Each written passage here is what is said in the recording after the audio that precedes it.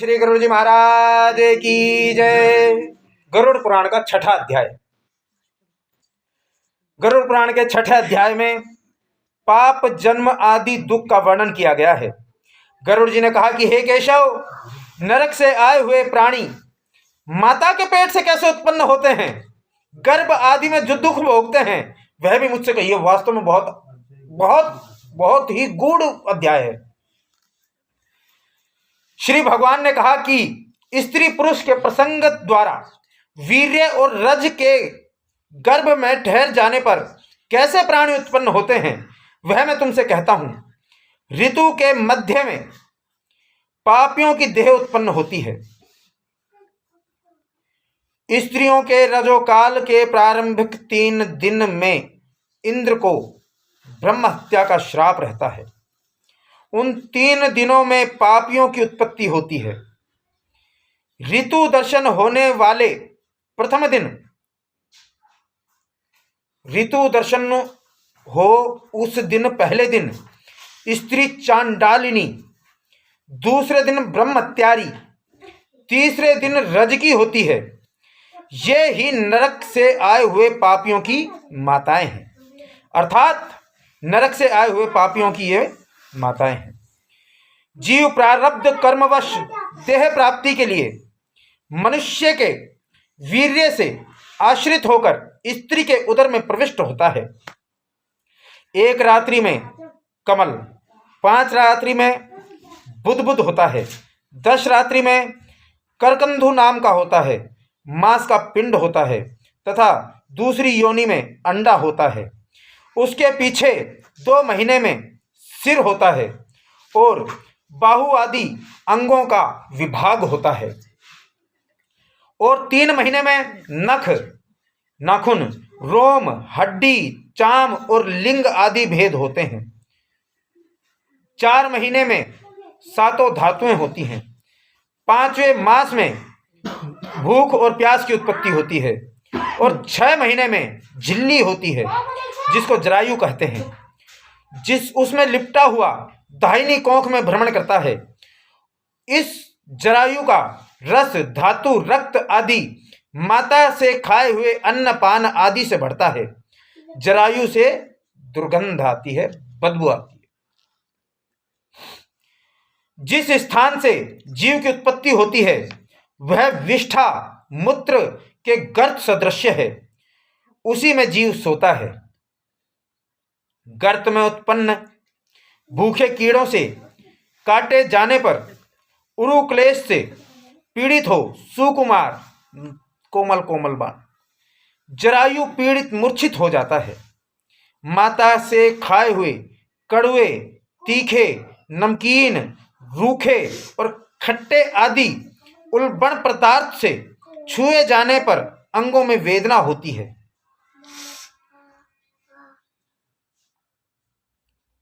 खट्टा, तीखा, नमकीन ये चीजें खाने से जो बच्चा गर्भ में है उसे दुख प्राप्त होता है तथा जरायु और आंत के बंधन में पड़कर जीव कोख में सिर करके पीठ ग्रीवा को लचीला बनाए हुए पिंजरे के पक्षी के समान अंगों के चलाने में असमर्थ हो जाता है।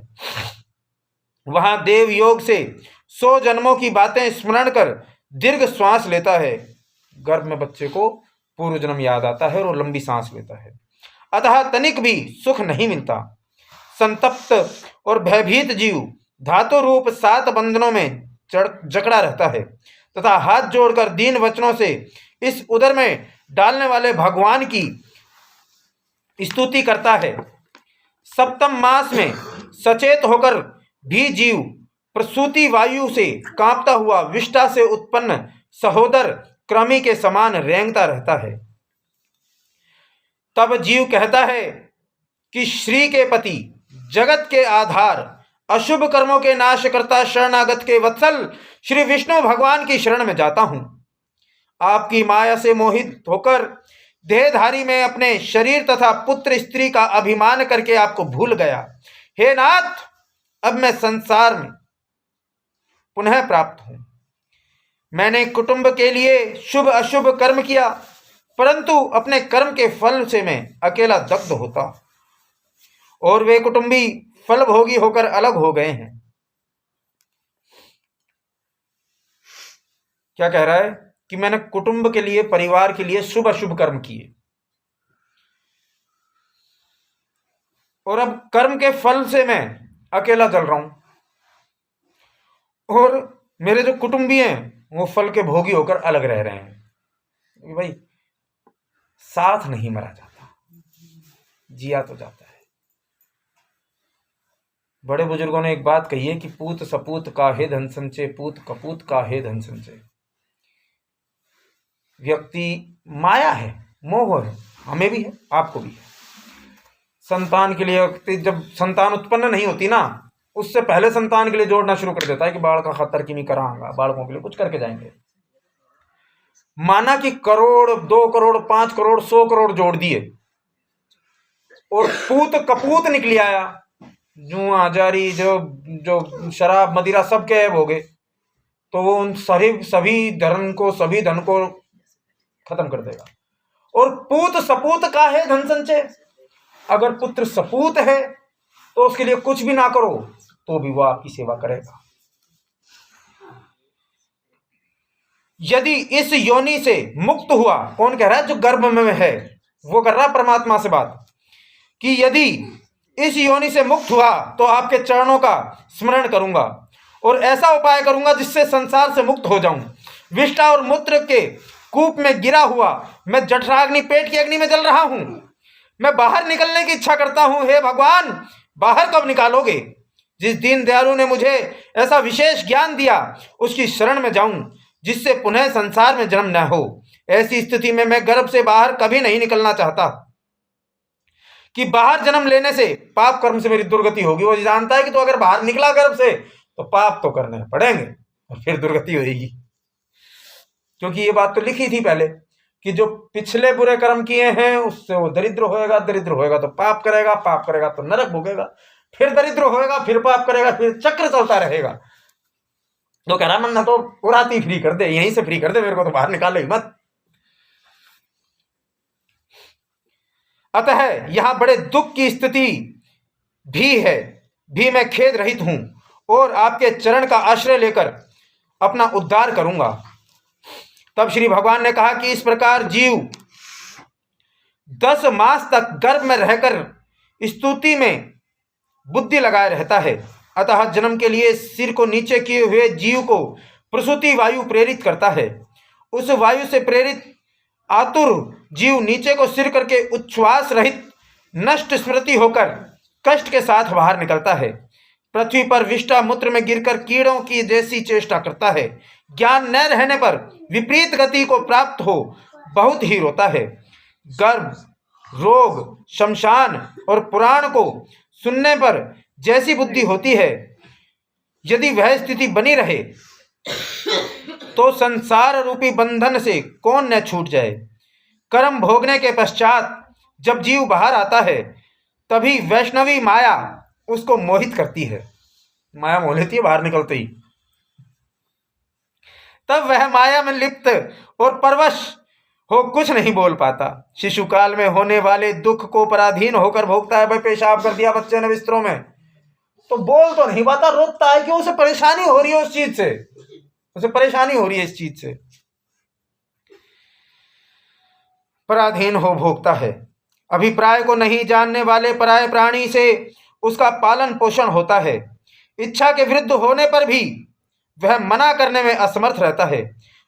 जूं, खटमल आदि से दूषित मलमूत्र से अपवित्र शैया पर सोता हुआ जीव कीड़ों तथा मलमूत्र के कारण अंगों में उत्पन्न खुजलाहट को दूर करने में तथा उठने में असमर्थ होता है।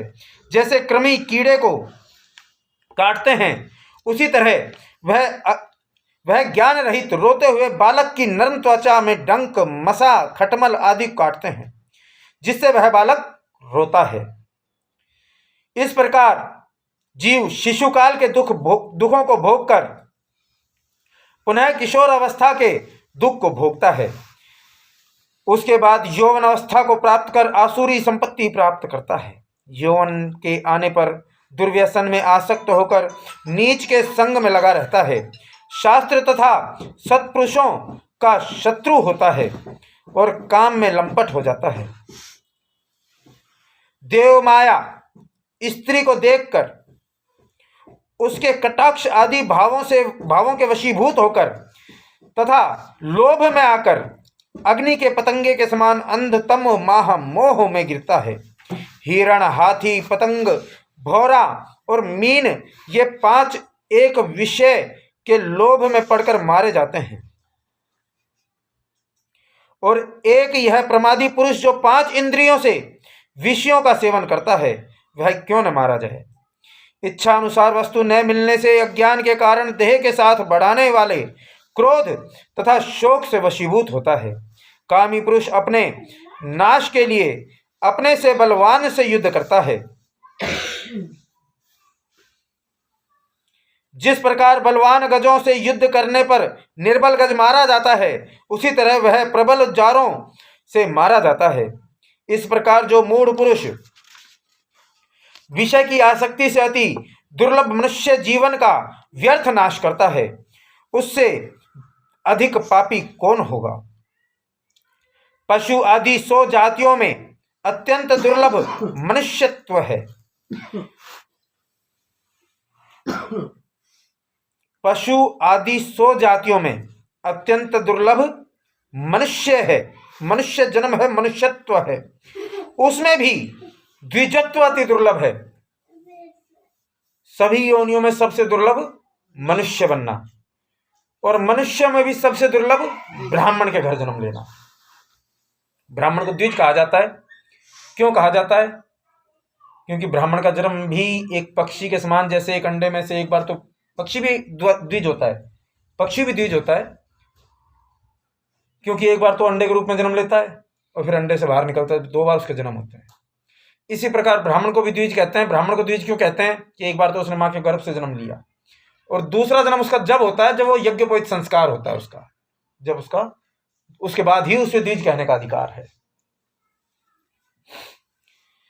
हे गरुड़, उसको पाकर जो आत्मज्ञान से उसकी रक्षा नहीं करते किंतु इंद्रियों का ही पालन किया करते हैं, उनके हाथ में प्राप्त अमृत के समान तारुण्य प्रमादवश नष्ट हो जाता है।